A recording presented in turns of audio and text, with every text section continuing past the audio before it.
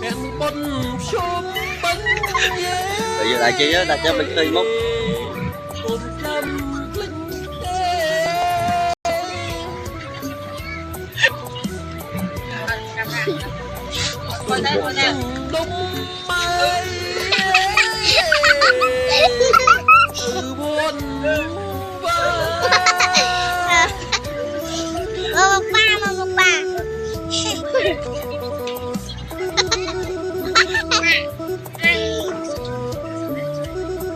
một hai chân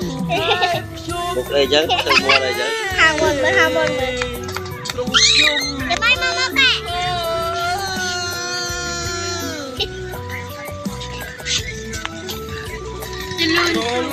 rồi đây chỉ ta luôn đơn trong này rồi là kia ta gọi luôn tù nè nè nhớ chưa